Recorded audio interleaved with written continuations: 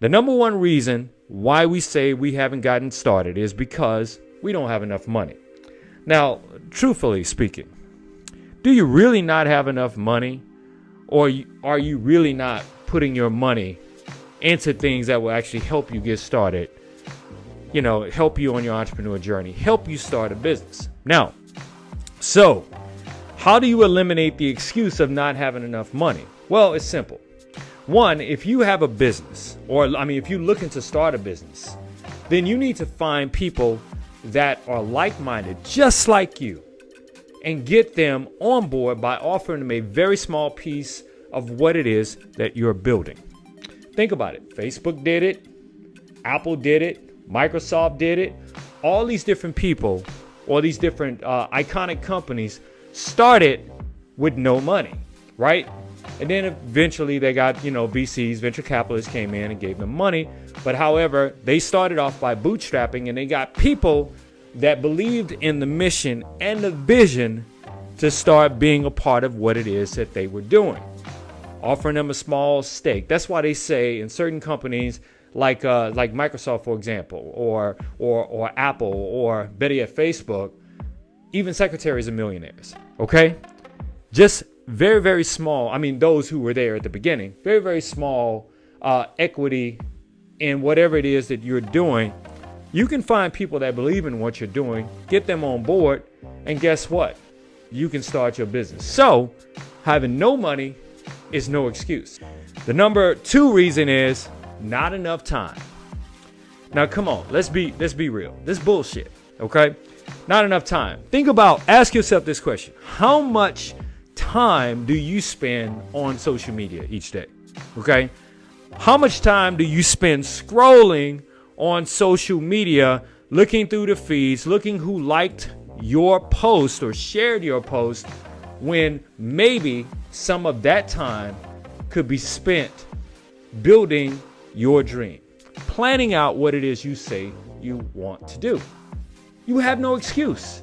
There's always time, even if you work a 9 to 5. Okay, listen to this. And my numbers are going to be a little off here, okay? Because, I did a video not that long ago where I talked about the true amount of time you have to build your personal brand and your dream. I said you go to work for 8 hours, you sleep for 8 hours. There's 16 hours of your day gone, okay? And so if you take 24 hours in a day minus 16, how many hours do you have left? That's 8, okay? Now, when you multiply 8 times the number of days in the week, and then multiply that times the number of months there are in a year, guess what? That's 2,900 and something hours, or the equivalent of a third of a year that you could be working on your personal brand, working on your dream, that is, you say you want, of being an entrepreneur. So, really, you have no excuse when it comes to saying you don't have enough time. Now, what should you do with your time?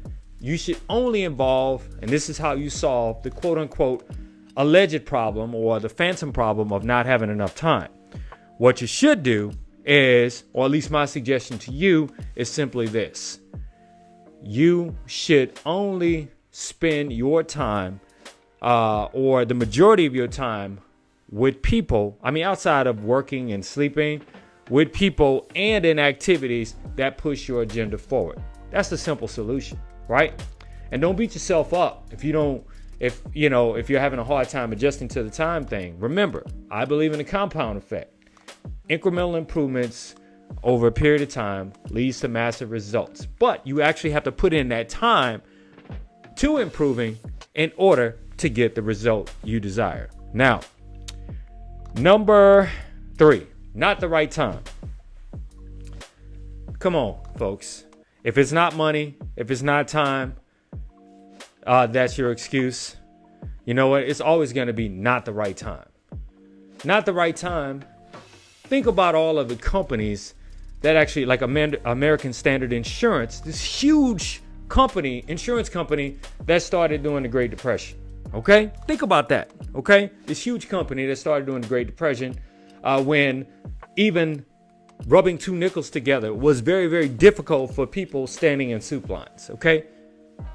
Right now, we live in an age where we have an overabundance of free-ish, okay? We have access to more information, more technology than ever. So much so that technology is democratized, meaning that everyone has access to it.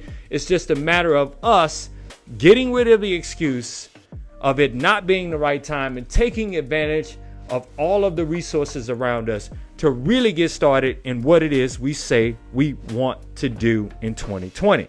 Okay? Now, also not the right time.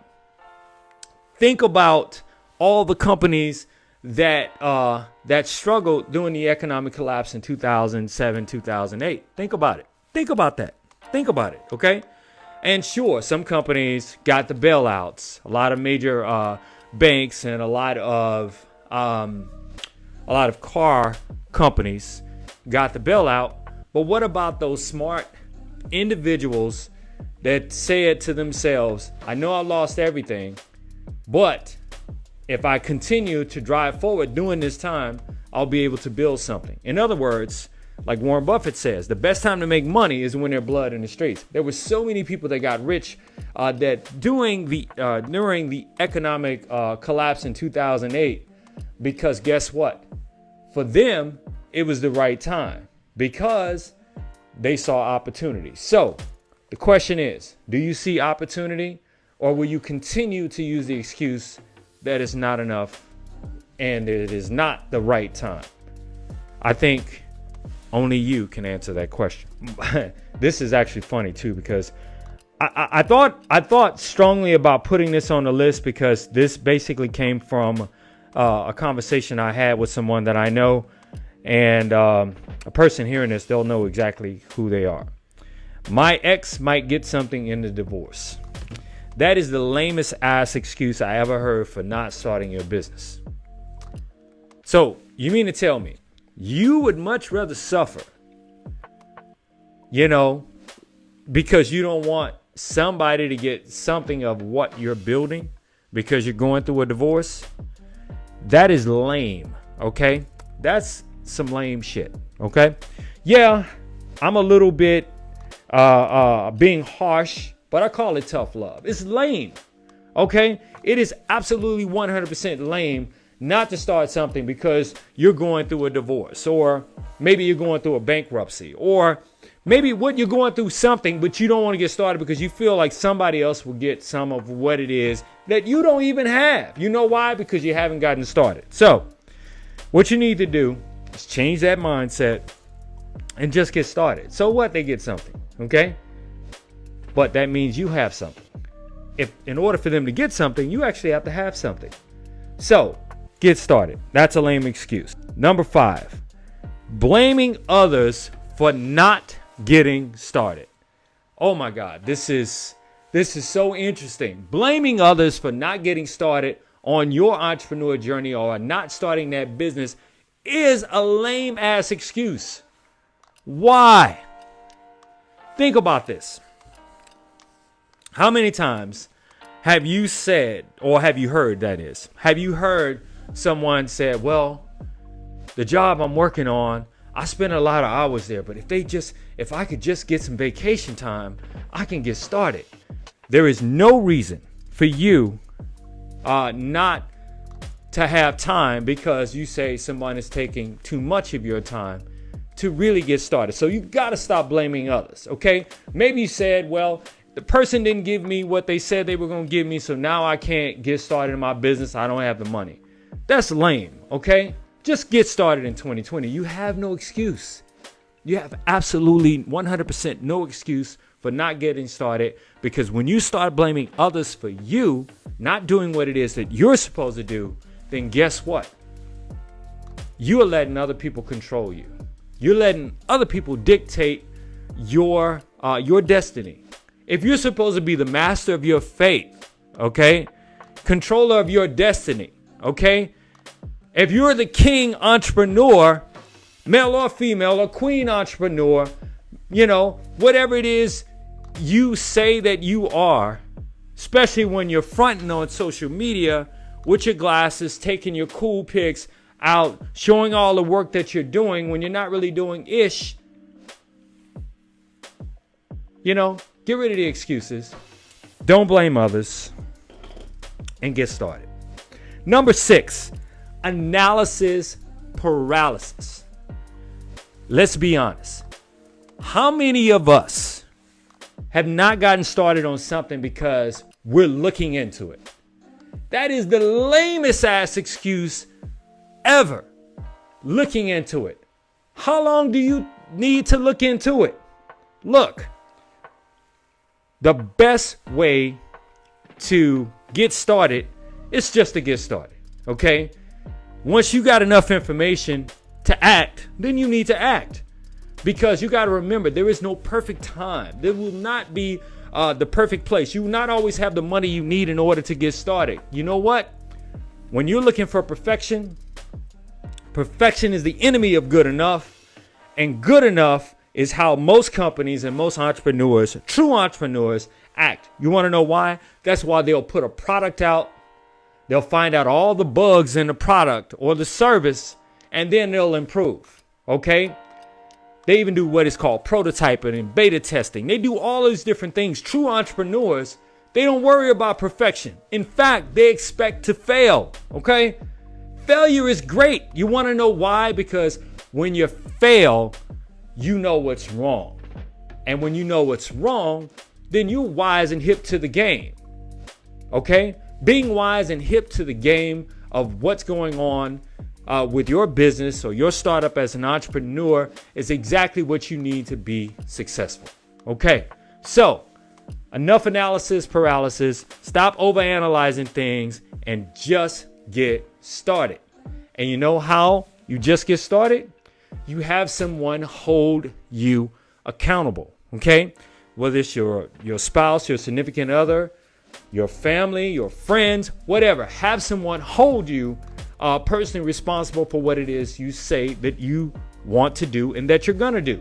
And if you care anything about what those people say or think, right, then guess what? You'll do it. But if you don't, if just looking cool on social media, saying you're an entrepreneur and you have a business is what it is that you want to do, well, just continue to look cool, okay? But I guarantee you, shit ain't gonna happen, okay? Unless you stop overanalyzing and just get started, all right?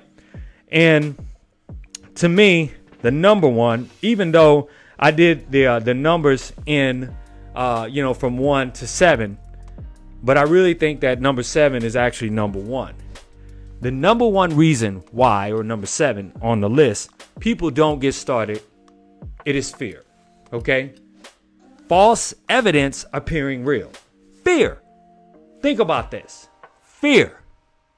What you really should be afraid of is being one paycheck away from losing everything.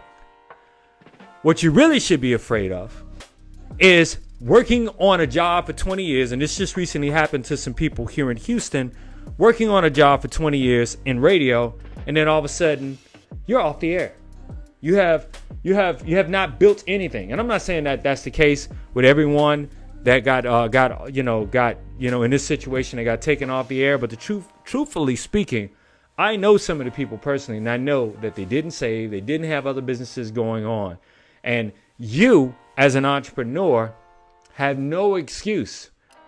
Even if you are getting paid from multiple sources, just as what they call the BI triangle, the business investment triangle with Robert Kiyosaki's Rich Dad, Poor Dad, where you have an employee at the top, which that's where you get on the left side of the BI triangle. Employee gets paid, right? Gets a salary. You got a self-employed at the bottom. You got a business owner. And you got an investor. You, as an entrepreneur, can get paid from all of it, but ultimately, with no excuses, you want to move from being an employee and self-employed, right, over to being a business owner, a true business, meaning that you don't have to be there for the business to exist, right? Where you have systems that are so easy, like McDonald's, even a student can run it, to where you're also making passive income through real estate, through stocks, etc., as an investor. For all those who haven't read Rich Dad, Poor Dad, Robert Kiyosaki's book, you should definitely pick it up. All right. So, the number one reason is fear. false evidence appearing real. But guess what's so real about fear? Ultimately, it will come true. Okay? Anything that you fear will come true. If you fear that you're going to fail, and that's why you don't want to get started, truthfully, you failed. You know why? Because you haven't gotten started. So, do not let fear be the factor. Sorry, Joe Rogan, just a little play on that fear factor. For you old heads out there that remember that TV show, you'll know what I'm talking about. But don't let fear be the factor that forces you not to act.